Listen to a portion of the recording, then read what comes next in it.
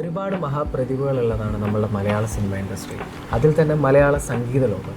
അതിൽ നമ്മൾ തിരിച്ചറിയപ്പെടുന്ന ഒരുപാട് താരങ്ങളുണ്ട്, തിരിച്ചറിയപ്പെടാതെ പോയവരുണ്ട്.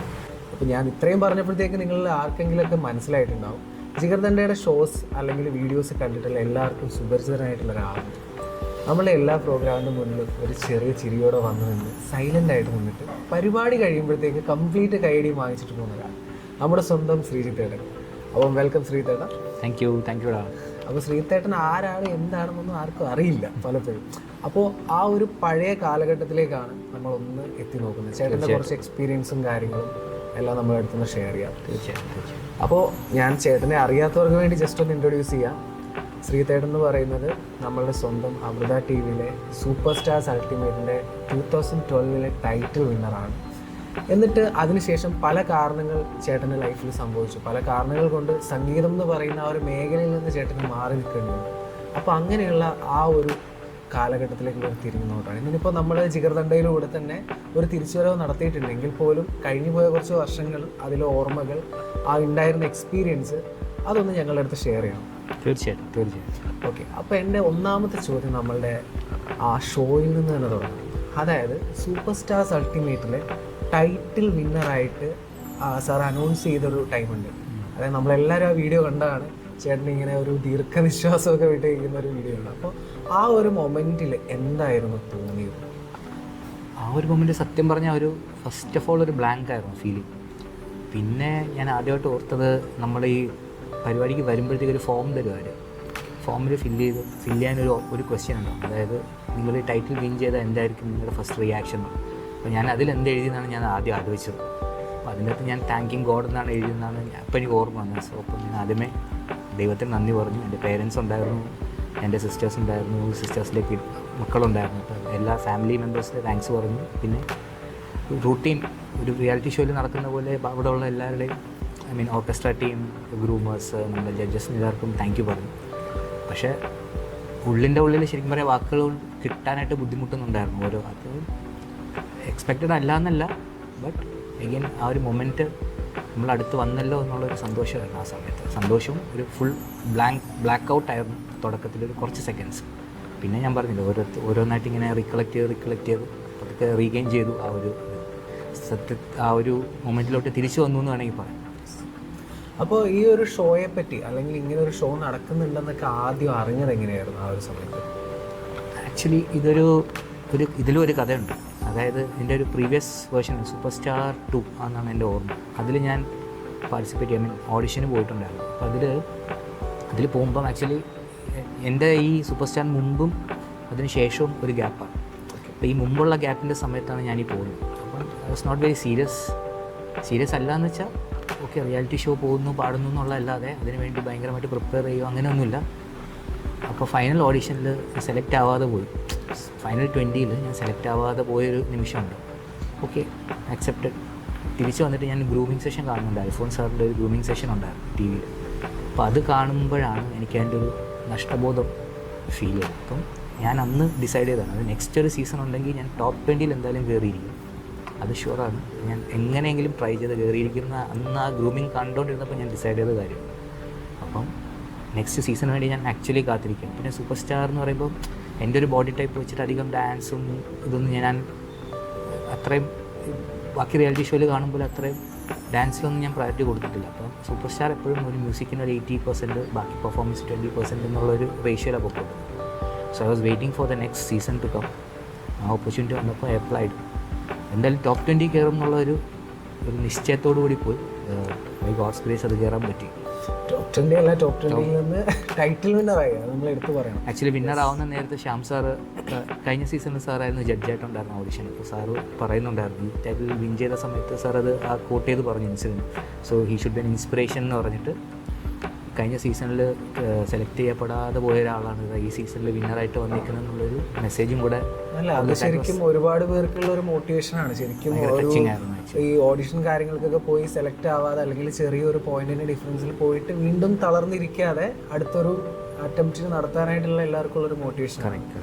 മറ്റൊരു ഇമ്പോർട്ടൻ്റ് ആയിട്ടുള്ളൊരു കാര്യം, നമ്മളെല്ലാവരും ഈ ഒരു എപ്പിസോഡ് പലരും ടി വിയിൽ കണ്ടതിലുപരി റീൽസിൽ കണ്ടിട്ടുണ്ട്. അതായത് ഒരു ചേട്ടന് മനസ്സിലായിട്ടുണ്ടോ ഞാൻ ഉദ്ദേശിക്കുന്നുണ്ട്? അതായത് നമ്മുടെ പി ജയചന്ദ്രൻ സാറ് വളരെ റെയറായിട്ടുണ്ടായിരുന്ന ഒരു റിയാലിറ്റി ഷോ ആയിരുന്നു. അപ്പോൾ സാർ അങ്ങനെ റിയാലിറ്റി ഷോസിലൊന്നും അധികം പോകുന്ന ഒരാളല്ല. അപ്പോൾ സാറിൻ്റെ 1-2 വൈറൽ റീൽസ് കാര്യങ്ങൾ നമ്മൾ ഷോയുടെ ഭാഗമായിട്ട് കണ്ടിട്ടുണ്ടായിരുന്നു. അപ്പോൾ എങ്ങനെയായിരുന്നു സാറുമായിട്ടുള്ള ഒരു ഇൻട്രാക്ഷൻ, അല്ലെങ്കിൽ സാറ് ഉണ്ടായിരുന്നിട്ടുള്ള എപ്പിസോഡുകളിലൊക്കെ ഉള്ള ഒരു എക്സ്പീരിയൻസ് എങ്ങനെയായിരുന്നു? ആക്ച്വലി സാറിനെ പറ്റി നമ്മൾ കേട്ടതൊക്കെ കുറച്ച് ഭീകരമായ കാര്യങ്ങളാണ്. അതായത് സാർ ഭയങ്കര ദേഷ്യക്കാരനാണ്, തെറ്റുപാടിയ ഭയങ്കരമായിട്ട് ദേഷ്യപ്പെടും എന്നൊക്കെ ഉള്ള കാര്യങ്ങൾ കേട്ടിട്ടാണ് ആരാ ജഡ്ജെന്ന് റിവീൽ ചെയ്തിട്ടില്ല. അപ്പം ഞങ്ങൾ ഫസ്റ്റ് ഡേ പോകുമ്പോഴാണ് സാർ ഒരു ബെഞ്ചിൽ വന്ന് ഇറങ്ങുന്നു. സ്വന്തം ജയചന്ദ്രൻ സാർ സത്യത്തിൽ അടിമുടി വിറച്ചു പോയി. ഇനി എന്താവും, നമ്മളെ ചെറിയ ചെറിയ മിസ്റ്റേക്സ് പോലും ദേഷ്യപ്പെടുമല്ലോ എന്നുള്ള ധാരണയിലാണ് ആ ഷോയിലോട്ട് കയറിയത്. പക്ഷേ നേരെ ഓപ്പോസിറ്റായിരുന്നു. വാസ് വെരി ലവിങ്, ഭയങ്കര ശുദ്ധനായൊരു മനുഷ്യനാണ്. എന്ത് മനസ്സിൽ തോന്നിയാലും അങ്ങനെ തന്നെ പുറത്ത് പറയുന്ന ഒരാളാണ്. സോ അത് ദേഷ്യപ്പെടലല്ല, അത് സ്നേഹത്തോടുള്ള ശാസനയായിട്ടാണ് എനിക്ക് ഫീൽ ചെയ്തിട്ടുള്ളത്. ത്രൂ ഔട്ട് ദ പ്രോഗ്രാം പുള്ളിയുടെ ഒരു പെറ്റ് തന്നെ ആയിരുന്നു ഞാൻ. കാരണം അദ്ദേഹത്തിൻ്റെ പാട്ടുകൾ പാടാനും ഉള്ള അവസരം കിട്ടി അദ്ദേഹത്തിന് മുമ്പേ. പിന്നെ അദ്ദേഹത്തിന് ഇഷ്ടമുള്ളൊരു ജോണറുണ്ട്, അതും ഞാൻ കുറേയൊക്കെ മാസ്റ്റർ ചെയ്തിട്ടുണ്ട്. അപ്പോൾ അതെല്ലാം കൊണ്ട് പുള്ളിയുടെ ഒരു എന്താ പറയുക, ഒരു പെറ്റാവാനുള്ളൊരു ഭാഗ്യം കിട്ടി. അപ്പോൾ ഭയങ്കര ഇൻട്രാക്ഷൻ എന്ന് പറഞ്ഞാൽ ആക്ച്വലി എനിക്ക് കുറച്ച് ടച്ചിങ് ആണ് പറയുമ്പോൾ. സാർ ഇപ്പോൾ ഇല്ല എന്ന് പറയുമ്പോൾ തന്നെ എനിക്ക് ഭയങ്കര വിഷമമാണ്. സാറിനെ ഒന്ന് പോയി പിന്നെ കാണാനുമുള്ള അവസരം എനിക്കുണ്ടായില്ല. അത് എപ്പോഴും നഷ്ടബോധമാണ്. സാറിനെ പരിചയപ്പെടാൻ പറ്റിയത് ഏറ്റവും വലിയ ഭാഗ്യം. സാറിൻ്റെ കൂടെ കുറേ ഇൻട്രാക്ട് ചെയ്യാൻ പറ്റി, കുറേ ഉപദേശങ്ങൾ കിട്ടി. ഏറ്റവും വലുതെന്ന് പറയുമ്പോൾ സാറിൻ്റെ പഴയകാല അനുഭവങ്ങൾ പറയും. പാട്ട് പഠിക്കുന്ന രീതി, റെക്കോർഡിങ് സ്റ്റുഡിയോയിൽ എങ്ങനെ പാട്ടിനെ അപ്രോച്ച് ചെയ്യുന്ന രീതി, 1 ടേക്ക് റെക്കോർഡിങ് എങ്ങനെയാണ്, ഇങ്ങനത്തെ കുറേ കാര്യങ്ങൾ പറഞ്ഞു തരും.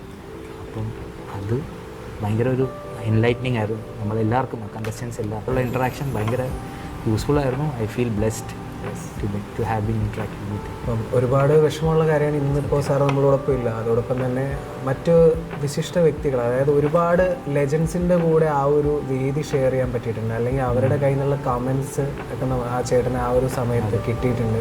അപ്പോൾ അത് ഇപ്പോൾ ഓർമ്മയിലുള്ളത് ആരൊക്കെയാണ് എന്നൊന്ന് പറയാൻ പറ്റുമോ? അത്രയും ടച്ചിങ് ആയിട്ടുള്ള ലെജൻസ് ആയിട്ടുള്ള ആളുകളുടെ കമൻസ് ഒക്കെ.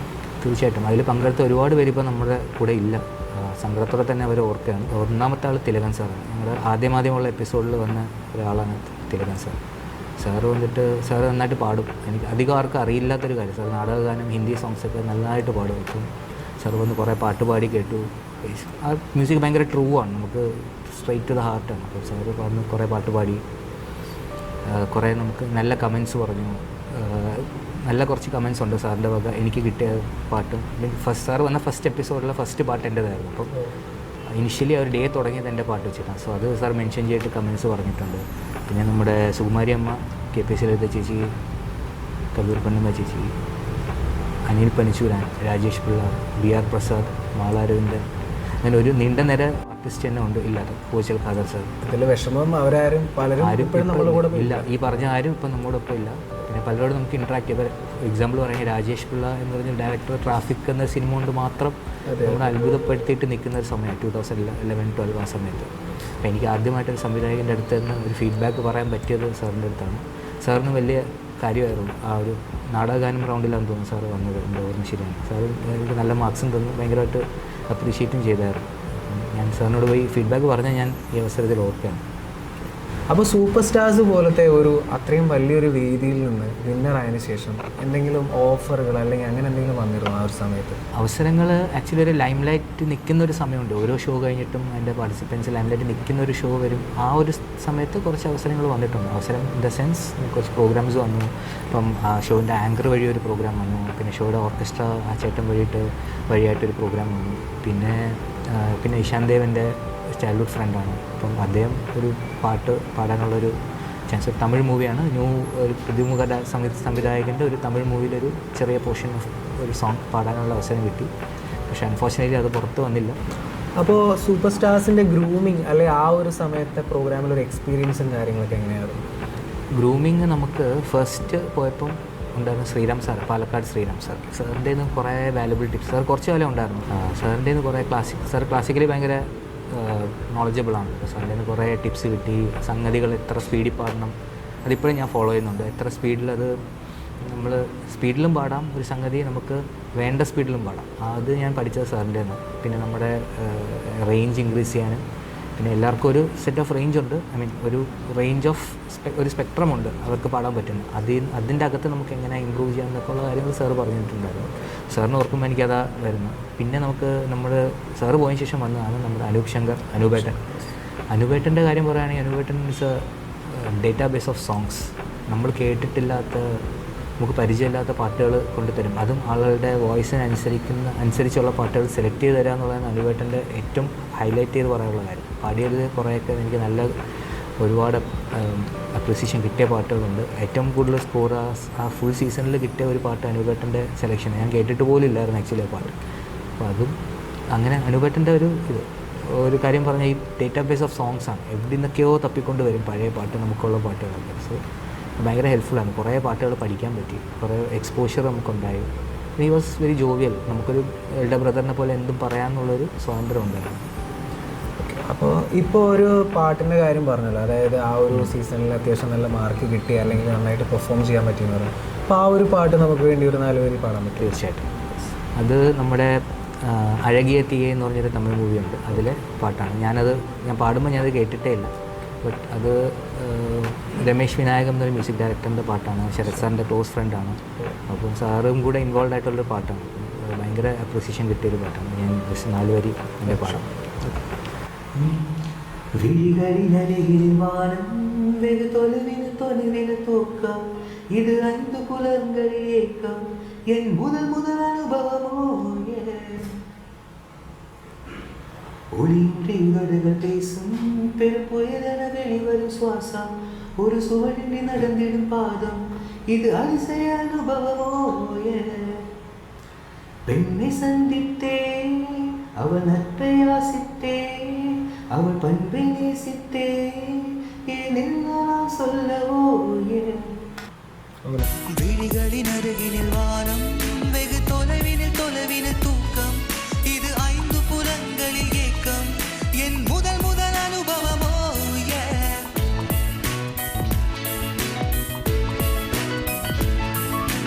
ஒளியின்றி உதடுகள் பேசும் பெரும் புயலென வெளிவரும் சுவாசம் ஒரு சுவடின்றி நடந்திடும் പാദം ഇത് അതിശയ അനുഭവമോ. ട്രെൻഡി സോങ്സ് എന്ന് പറഞ്ഞൊരു റൗണ്ട് ഉണ്ടായിരുന്നു. അപ്പോൾ അതിൽ ആണ് ഈ പാട്ട് പാടിയത്. ഓക്കെ.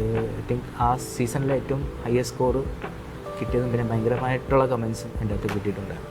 ഇപ്പോൾ കമൻസിൻ്റെ കാര്യം പറഞ്ഞപ്പോഴാണ്, അപ്പോൾ ഇത്രയും ലെജൻഡായിട്ടുള്ള കുറേ ആളുകളും വന്നിട്ടുണ്ട്. അപ്പോൾ ആ ഒരു സീസണിൽ അല്ലെങ്കിൽ ഏതെങ്കിലും ഒരു ഷെഡ്യൂളിൽ അത്രയും നമുക്ക് എക്സ്പെക്റ്റ് ചെയ്യാതെ കിട്ടിയ ഒരു നല്ല ഒരു നിധി പോലൊക്കെ നമ്മൾ കരുതുന്ന കമൻസ് അല്ലെ, അങ്ങനെയുള്ള മൊമെൻറ്റ്സ് ഉണ്ടായിട്ടുണ്ടോ? തീർച്ചയായിട്ടും.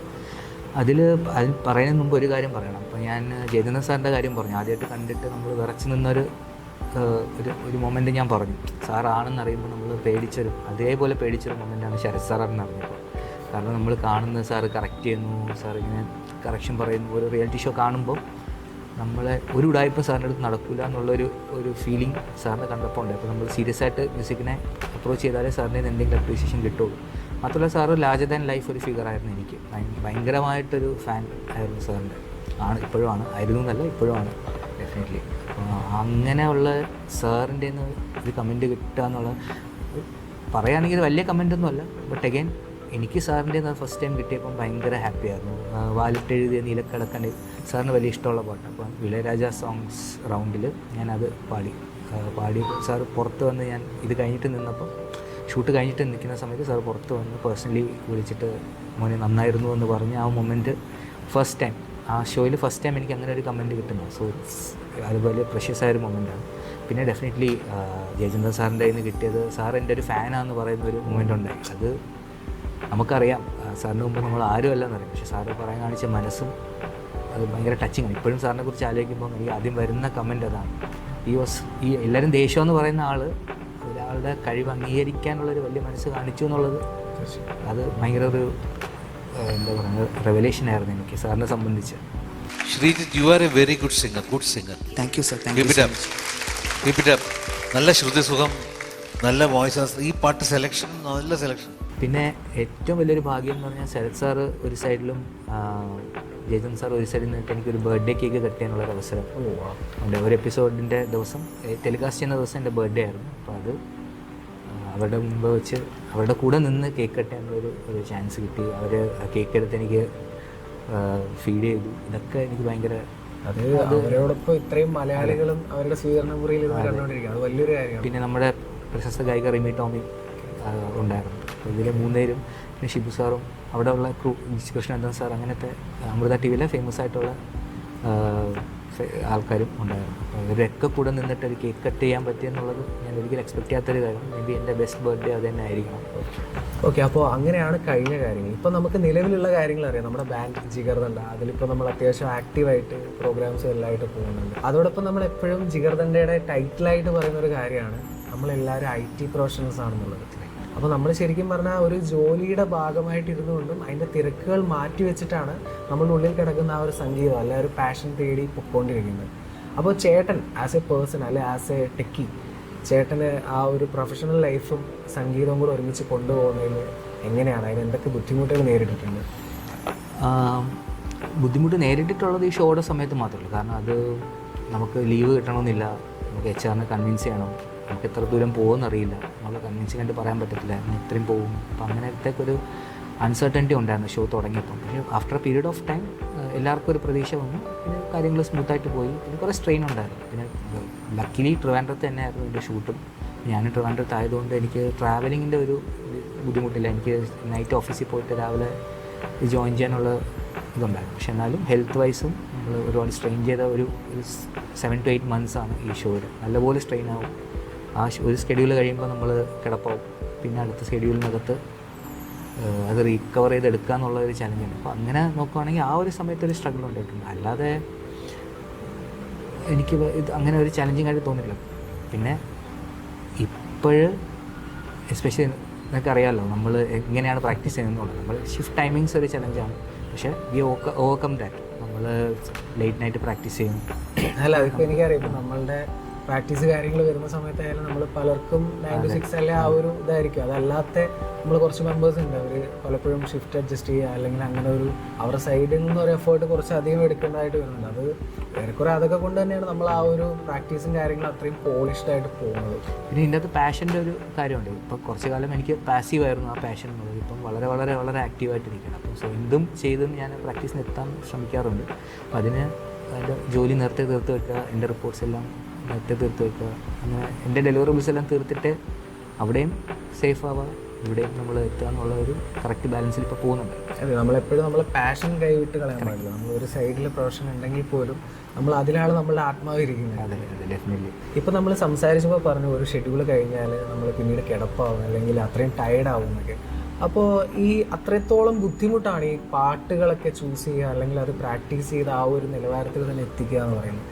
അപ്പോൾ എല്ലാവരും ആ ഒരു പാർട്ടിസിപ്പൻസ് എല്ലാവരും ഡ്രീമായിട്ട് കണ്ടിരുന്ന ഒരു മൊമെൻ്റ് ആയിരുന്നു അതിൻ്റെ ഗ്രാൻഡ് ഫിനാലെ. അപ്പോൾ അത്രയും വലിയൊരു വേദിയിലേക്ക് പോകുമ്പോൾ ശരിക്കും നമ്മളൊരു അത്രയും ഒരു ചലഞ്ചിങ് ആയിട്ടുള്ള ഒരു കാര്യത്തിലേക്ക് ഒറ്റയ്ക്ക് പോവുകയാണ്.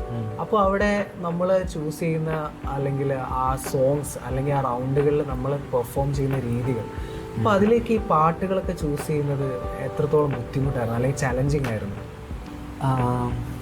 ചലഞ്ചിങ് ആയിരുന്നു ആക്ച്വലി. നമുക്ക് ഡെഫിനറ്റ്ലി ഫിനാലെയാണ്. ഒരു നമ്മളിത്രയും ഒരു 7-8 മാസത്തെ നമ്മുടെ പരിശ്രമം അവസാന ഘട്ടത്തിൽ നിൽക്കുന്ന സമയത്ത് ആ സോങ് സെലക്ഷൻ എന്ന് പറഞ്ഞ ഒരു ഭയങ്കര ക്രൂഷ്യലായിരുന്നു. പക്ഷേ ഇതിൽ എന്തുകൊണ്ടോ നമുക്ക് തന്നെയാണ് അവസരം കിട്ടിയത്. നമ്മൾ സോങ് സെലക്ട് ചെയ്ത് കൊടുക്കുക, അനുപേട്ടന് അത് അപ്രൂവ് ചെയ്യാന്നുള്ള ഒരു ഓപ്ഷൻ മാത്രമേ ഉണ്ടായിരുന്നു. അപ്പം നമുക്കുണ്ടായിരുന്ന റൗണ്ട് പെർഫോമൻസ് റൗണ്ട് മെലഡി റൗണ്ടാണ്. നമുക്ക് സെമി ക്ലാസിക്കൽ എന്ന് പറഞ്ഞൊരു ചലഞ്ചിങ് റൗണ്ട് ഇല്ലായിരുന്നു ഗ്രാൻഡ് ഫിനാലിയിൽ. അപ്പോൾ നമുക്ക് ഈ ഉള്ള 2 റൗണ്ടിൽ എത്രത്തോളം നല്ല പാട്ട് സെലക്ട് ചെയ്യാന്നുള്ളതായിരുന്നു. അപ്പം പെർഫോമൻസ് റൗണ്ടിൽ ഞാൻ സെലക്ട് ചെയ്തത് സോനു നിഗമിൻ്റെ ക്ലാസിക്കലി മെൽഡ് എന്ന് പറഞ്ഞ ആൽബത്തിൽ എല്ലാവർക്കും അറിയാമെന്നുള്ളൊരു പാട്ടുണ്ട്, സൂന സൂന. അതല്ല, വേറൊരു പാട്ട് ബിഗെ എന്ന് പറഞ്ഞാൽ ആ ആൽബത്തിൽ തന്നെ വേറൊരു പാട്ടാണ് സെലക്ട് ചെയ്യുക. It was A bit challenging, നല്ലൊരു ചലഞ്ചിങ് സോങ് ആയിരുന്നു. അപ്പം അതും പിന്നെ മെലഡിയിൽ പിന്നെ നമുക്ക് എൻ്റെ ഒരു ഫോർട്ടേ ആയിരുന്നു മെലഡി എന്ന് പറഞ്ഞത്. അപ്പം മെലഡി എനിക്ക് വലിയ പാടുണ്ടായില്ല. പുകഴേന്തി സാറിൻ്റെ വളരെ റെയറായിട്ടുള്ള പാട്ടാണ് അപാരസുന്ദര നീലാകാശം എന്നുള്ള പാട്ട്. എൻ്റെ വൺ ഓഫ് ദി ബെസ്റ്റ് പെർഫോമൻസസും ആ മെലഡി ഫിനാലെയിലെ മെലഡി സോങ്ങും. നമ്മൾ അതിൻ്റെ ആ ഒരു വീഡിയോയും കാര്യങ്ങളും കണ്ടിട്ടുണ്ടായിരുന്നു. അതിൽ അത്യാവശ്യം നല്ല രീതിയിൽ തന്നെ പെർഫോം ചെയ്തിട്ടുണ്ടായിരുന്നു. ജഡ്ജസിൻ്റെ ആയാലും അവരുടെ എക്സ്പ്രഷനിലും കാര്യങ്ങളും തന്നെ നമുക്ക് മനസ്സിലാവുന്നുണ്ടായിരുന്നു. പിന്നെ ഇവരെല്ലാം ഭയങ്കര റിയാക്റ്റീവായിരുന്നു. മീൻസ് നമുക്കറിയാൻ പറ്റും നമ്മൾ എവിടെ പാളിയോ. ശരിയാണ് സാർ. ഇപ്പം ജനൻ സാർ ഭയങ്കര, ഞാൻ പറഞ്ഞു, ഭയങ്കര ശുദ്ധനായ മനുഷ്യനാണ്. അദ്ദേഹത്തിൻ്റെ മുഖത്ത് നിന്ന് തന്നെ നമുക്ക് റീഡ് ചെയ്യാൻ പറ്റും നമ്മൾ എവിടെ നിൽക്കുന്നു എന്നുള്ളത്. അപ്പം അദ്ദേഹം ആസ്വദിക്കുന്ന കാണുമ്പോൾ നമുക്കറിയാം we are on the right track. പിന്നെ നമുക്കൊരു എനർജി ബൂസ്റ്റിൽ പിന്നെയും നന്നായിട്ട് പാടും. ശരത് സാർ പിന്നെ അങ്ങനെ എക്സ്പ്രസീവ് അല്ല കുറച്ച്, പക്ഷേ നമുക്കറിയാൻ പറ്റും ശരത് സാറിൻ്റെ റിയാക്ഷനിൽ നമുക്ക് കുറേ ദിവസത്തെ പരിചയം കൊണ്ട് നമുക്കറിയാൻ പറ്റും ഓക്കെ ആണ് അല്ലെങ്കിൽ ഓക്കെ അല്ല എന്നുള്ളത് അറിയാൻ പറ്റും. അപ്പോൾ ഇതൊക്കെ ഒബ്സർവ് ചെയ്യുമ്പോൾ വെൻ വെൽ എന്നാണ് മനസ്സിലാവുന്നത്. ഓക്കെ, അപ്പോൾ ഈ പാട്ടിനോട് റിലേറ്റ് ചെയ്ത് തന്നെ മറ്റൊരു കാര്യം ചോദിക്കാം. നമ്മളൊരു പാട്ട് പ്രാക്ടീസ് ചെയ്യുമ്പോൾ അല്ലെങ്കിൽ ആ ഒരു ഷൂട്ടിനോട് അടുത്ത് വരുമ്പോൾ ഗ്രൂമിങ് ടൈമിലൊക്കെ അത്യാവശ്യം നല്ല സ്ട്രഗിളും സ്ട്രെയിനൊക്കെ നമുക്ക് ഉണ്ടാവാറുണ്ട്. അതിനുശേഷം ഈ ഒരു ഷൂട്ടിലേക്ക് കയറുമ്പോൾ ഫ്ലോറിലേക്ക് കയറുന്ന ദിവസമോ ആ സമയത്ത് എപ്പോഴെങ്കിലും ശബ്ദത്തിന് എന്തെങ്കിലും ബുദ്ധിമുട്ടുണ്ടാവുക അല്ലെങ്കിൽ പാട്ട് പാടുന്നതിനിടയ്ക്കൊരു ബുദ്ധിമുട്ടുണ്ടാവുക അങ്ങനെയൊക്കെ ഉണ്ടായിട്ടുണ്ടോ? അങ്ങനെ ഉണ്ടായിട്ടുണ്ട്. ആക്ച്വലി എനിക്ക് ഉണ്ടായത് ഏറ്റവും ക്രൂഷ്യലായ ഗ്രാൻഡ് ഫിനാലയിലാണ്. ആക്ച്വലി അത് ഞാനിപ്പോൾ അങ്ങനെ പറഞ്ഞിട്ടുണ്ടെന്ന് തോന്നുന്നു, നിങ്ങളോടൊക്കെ ഡിസ്കസ് ചെയ്തിട്ടുണ്ട്. അത് വല്ലാത്തൊരു ഷോക്കിംഗ് മൊമെൻ്റ് ആയിരുന്നു. ഒരു വെള്ളി അടിച്ചായിരുന്നു ഗ്രാൻഡ് ഫിനാലെ. ഈ പറഞ്ഞ പെർഫോമൻസ് റൗണ്ടിലൊരു അത്യാവശ്യം നല്ലൊരു വെള്ളി കിട്ടി. പക്ഷേ അതിൻ്റെ ഹൈലൈറ്റ് എന്ന് പറഞ്ഞാൽ how I came back from that. ഞാൻ അവിടെ പെട്ടെന്ന് ഞാൻ ഒന്ന് ബ്ലാക്ക് ഔട്ട് ആയി പോയെങ്കിലും അനുപല്ലവി എത്തിയപ്പോഴത്തേക്ക് ഞാൻ എൻ്റെ ഇരട്ടി ശക്തിയോട് I wanted to prove that എനിക്കിത് പറ്റുന്ന കാര്യമാണ്, ആ ഒരു മൊമെൻറ്റിൽ പറ്റിപ്പോയതാണെന്നുള്ളത് അത് പ്രൂവ് ചെയ്യാൻ പറ്റിയെന്നാണ് എനിക്ക് ജഡ്ജസിൻ്റെ എക്സ്പ്രഷനിൽ മനസ്സിലായത്. അവിടെ തൊട്ട് പിന്നെ സെയിം സാധനം വീണ്ടും റിപ്പീറ്റ് വന്നപ്പം അതേ ഹൈ പിച്ച് പാടി കേൾപ്പിക്കാനും പറ്റും. അതെ, അപ്പോൾ അങ്ങനെ ചലഞ്ചസ് ഉണ്ട്. പിന്നെ അല്ലാതെ സൗണ്ടിന് ഇഷ്യൂസ് ഉണ്ടായിട്ടുണ്ട്. ഞാൻ ഇപ്പോൾ 5 ദിവസത്തെ സ്കെഡ്യൂൾ കഴിയുമ്പോഴത്തേക്കും നമ്മൾ നല്ല ടയർഡാവും. വെയിലും ഈ കൂളറിൻ്റെ തണുപ്പും ഷൂട്ടിംഗ് ഫ്ലോറിലെ ചൂടും ഒക്കെ കൂടെ കൊണ്ട് ഒരു അൺവെല്ലാവും 5 days 6 days ഷൂട്ട് കഴിയുമ്പോഴത്തേക്കും. പിന്നെ അതെ സൗണ്ട് പോവും. പിന്നെ അടുത്ത ഷെഡ്യൂളിന് മുമ്പ് അത് ശരിയാക്കുക എന്നുള്ളതാണ് നമ്മുടെ മെയിൻ ചാലഞ്ച്. ചില പാട്ട് പാടുമ്പോൾ അങ്ങനെ തീരെ വയ്യാതെ നിന്നിട്ടുണ്ട്. പക്ഷേ ബൈ ഗോഡ്സ് ഗ്രേസ് അത് അറിയാൻ പറ്റിയിട്ടില്ല. ഇപ്പോൾ ഒരു പോയിന്റ് പറഞ്ഞു ശരിയാക്കുകയാണ്. അപ്പോൾ എന്നെ പോലുള്ള അല്ലെങ്കിൽ വോക്കലിസ്റ്റ് ആയിട്ടുള്ള ഒരുപാട് പേർക്ക് ഉണ്ടാകുന്ന ഡൗട്ടാണ് അപ്പോൾ ഈ എത്രത്തോളം നമ്മളൊരു ശബ്ദത്തെ ശ്രദ്ധിക്കണം. അപ്പോൾ ചിലർക്ക് ഇപ്പോൾ നമുക്കറിയാം ദാസേട്ടൻ ഇപ്പോൾ ചില പ്രത്യേക ഭക്ഷണങ്ങൾ കഴിക്കില്ല, അല്ലെങ്കിൽ ഏതെങ്കിലും ഒരു വോക്കലിസ്റ്റ് ഇന്നത് കഴിക്കില്ല അങ്ങനെ. പക്ഷേ ചിലർ ഐസ്ക്രീം വരെ കഴിച്ച് നടക്കുന്നവരും ഉണ്ട്. അപ്പോൾ അതിനെന്തെങ്കിലും ഒരു ക്രൈറ്റീരിയ അല്ല അങ്ങനെ എന്തെങ്കിലും കാരണങ്ങളുണ്ടോ? നമുക്ക് നമ്മളൊരു ഇത്രയും കാലം ജീവിച്ചാണ്, അപ്പം നമുക്ക് എന്തൊക്കെ പറ്റും എന്നുള്ള ഒരു ഏകദേശ ധാരണ നമുക്കുണ്ടാകും. അത് കംപ്ലീറ്റ്ലി അവോയ്ഡ് ചെയ്യുക, സൗണ്ടിനെ മാക്സിമം കെയർ ചെയ്യുക. അപ്പോൾ ഞാൻ പറഞ്ഞ പോലെ ഇപ്പോൾ ഒരു സ്കെഡ്യൂൾ കഴിയുമ്പം നമ്മുടെ സൗണ്ട് വളരെയധികം അടഞ്ഞിരിക്കും. കുറച്ച് വോയിസ് റെസ്റ്റ് കൊടുക്കുക, പതുക്കെ പാടുക, സ്ട്രെയിൻ ഇല്ലാതെ പാടുക. ഞാൻ ഫോളോ ചെയ്ത് പറയുന്നത്. എനിക്ക് തണുപ്പ് ഐസ്ക്രീം ഒന്നും ഞാൻ അധികം കഴിക്കാറില്ല, അത് പറ്റാത്തതുകൊണ്ടാണ്. അപ്പം തന്നെ എനിക്ക് ജലദോഷം വരും. അപ്പോൾ അത് കംപ്ലീറ്റ്ലി അവോയ്ഡ് ചെയ്തു. തണുത്ത എല്ലാ കാര്യങ്ങളും അവോയ്ഡ് ചെയ്തു. പിന്നെ വോയിസ് റെസ്റ്റ്, അതാണ് മെയിൻ. Voice rest. പിന്നെ പ്രാക്ടീസ് ചെയ്യുമ്പോഴും മൈൽഡായിട്ട് പ്രാക്ടീസ് ചെയ്തത് ആ ഒരു സ്കെഡ്യൂൾ അടുക്കുമ്പോഴത്തേക്ക് we try to open up. അത് ആ സമയമാകുമ്പോൾ നമുക്ക് പാടാൻ പറ്റുന്ന രീതിയിൽ എത്തിക്കാൻ തുടങ്ങും. അപ്പോൾ നമുക്ക് അറിയാം, നമ്മുടെ ബോഡി നമുക്ക് അറിയാമെന്നുള്ള വേറെ ആർക്കും അറിയില്ല. അത് ആ രീതിയിൽ നമ്മൾ ട്രെയിൻ ചെയ്ത് കൊണ്ടുവരാം.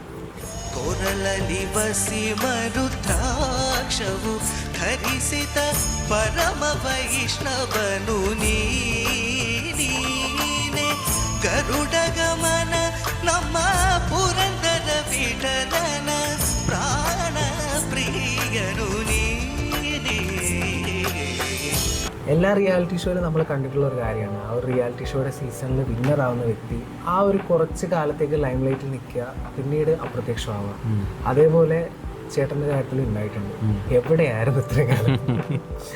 പലരും എന്നോട് ചോദിക്കുന്നൊരു ചോദ്യമാണ്. ഇപ്പം പാടി തുടങ്ങിയപ്പം പലരും ചോദിക്കുന്ന ചോദ്യം, ഇത്രയും കാലം എവിടെയായിരുന്നു എന്ന് ചോദിക്കുന്നുണ്ട്.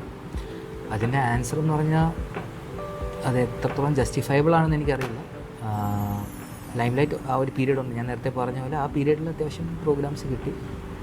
പിന്നെ പേഴ്സണലി എനിക്ക് കൊടുത്ത സമയം കുറച്ച് കുറഞ്ഞു പോയി എന്ന് എനിക്ക് തോന്നി. ഇപ്പം തിരിഞ്ഞു നോക്കുമ്പോൾ ഞാൻ എനിക്ക് വേണ്ടി ഇൻവെസ്റ്റ് ചെയ്ത സമയം ഫോർ വെരി ഗുഡ് റീസൺസ്, എൻ്റെ ഫാമിലിക്കും മറ്റുള്ള കാര്യങ്ങൾക്ക് വേണ്ടിയിട്ട് ഞാൻ കുറച്ച് കൂടുതൽ അങ്ങോട്ട് ഫോക്കസ് പോയി.